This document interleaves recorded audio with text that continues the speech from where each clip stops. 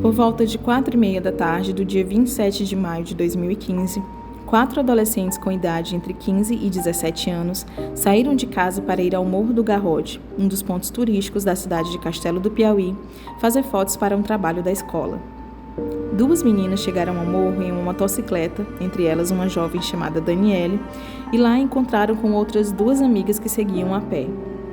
As meninas caminharam por alguns minutos por uma trilha de mato até a subida que daria para o topo. Após cerca de 10 minutos a pé, as jovens chegaram a uma pedra com mais de 10 metros de altura que dá vista para toda a cidade de Castelo do Piauí. Era o local escolhido pelas adolescentes para fazerem as fotografias. Poucos minutos após chegarem ao local, as vítimas foram então surpreendidas por 5 pessoas, entre elas 4 adolescentes conhecidos como Bento Oliveira, Isaquiel Isaías, Francisco Johnny e Gleison Vieira, e um homem ainda identificado como Adão José de Souza. Na cidade, os familiares começaram a notar o sumiço das meninas cerca de 2 horas depois. Algo parecia não estar certo e alterar a rotina pacata da cidade de pouco mais de 19 mil habitantes. A população começou a se mobilizar para fazer buscas pelas jovens. Ao mesmo tempo, os policiais procuravam por um homem acusado de praticar um assalto contra um posto de gasolina e, na empreitada, balear um dos funcionários. Esse homem era Adão José de Souza. Nas buscas por Adão, que já era conhecido por praticar crimes em Castelo, os policiais receberam informação de que o acusado havia sido visto nas proximidades do Morro do Garrote. A guarnição se dirigiu até lá, mas encontraram apenas uma motocicleta estacionada na base do morro, no início de uma trilha. Sem saber de quem era o veículo, procuraram alguma movimentação no entorno, mas não encontraram nada. Os policiais decidiram então colocar a motocicleta na traseira da viatura e seguiram para a delegacia. No caminho, eles foram parados por familiares de Daniele Rodrigues, de 17 anos, informando que a moto era da jovem e que ela estava desaparecida junto com outras 3 amigas.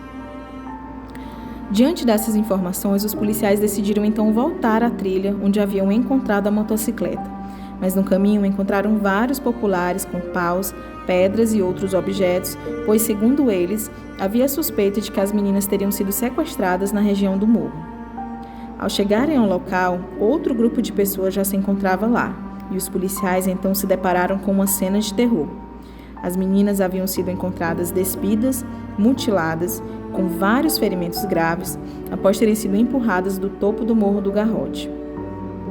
Após isso, os 5 criminosos ainda tentaram matar as jovens a pedradas. As vítimas foram socorridas por populares e levadas para o hospital. Iniciou-se uma corrida contra o tempo para acharem os suspeitos de terem cometido aquela barbárie. Um grupo de policiais subiu ao morro para encontrar qualquer indício do crime e acabaram localizando os menores Isaquiel e Bento ainda no local, mas não havia qualquer sinal do paradeiro dos outros envolvidos. Revoltada, a população tentou invadir a delegacia para linchar os 2 menores apreendidos, mas foi impedida pelas autoridades policiais de Castelo. Em meio a esse clima de tensão que se instalou na cidade, a polícia conseguiu apreender ainda mais 2 adolescentes envolvidos no crime, Gleison e Francisco Johnny. Foi então que os policiais decidiram transferir essa dupla para a cidade de Campo Maior, para evitar uma nova investida dos populares contra a polícia. Somente 2 dias depois do crime, o traficante Adão José de Souza, apontado como mentor da barbárie, foi preso e transferido para Teresina, onde aguardou o julgamento. Em depoimento, as vítimas reconheceram os criminosos e apontaram Gleison como a pessoa que havia as abordado no morro e rendido Daniele com uma faca. Segundo elas, ele ameaçou as outras garotas que não fugiram por medo de verem a amiga morrer. Infelizmente, 11 dias depois, a Daniele faleceu em um hospital de Teresina, mas as outras 3 jovens sobreviventes ficaram internadas por algumas semanas e receberam alta. Elas voltaram a viver em Castelo do Piauí. Hoje, 2 ainda residem na cidade e uma terceira mora em Teresina. Quanto aos menores, o Gleison, de 17 anos, foi morto cerca de 2 semanas depois do crime.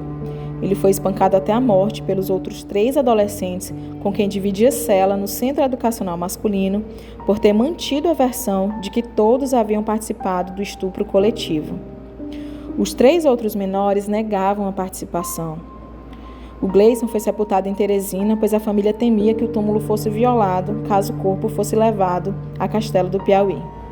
Em setembro de 2015, Adão José de Souza foi condenado a 100 anos e 8 meses de prisão pelos crimes cometidos contra as 4 meninas em Castelo. Hoje, ele cumpre pena em regime fechado na penitenciária Irmão Guido, localizada na capital. Já os outros 3 menores foram condenados a cumprir a medida socioeducativa máxima prevista pelo ECA de 3 anos de internação. Eles foram libertados em 2018 e hoje residem na zona rural de Castelo. Desde então, os 3, que hoje já são maiores de idade, se envolveram em outros crimes como roubos, furtos e posse ilegal de arma. Os 3 levam uma vida normal e são ignorados pelos moradores. 8 anos após o crime, o Sistema O Dia voltou a Castelo do Piauí para falar com a população e com as pessoas que testemunharam aquele dia. Os depoimentos e mais detalhes sobre a história você encontra em matérias especiais na O Dia TV, canal 23.1, no Jornal Dia e no Portal Dia.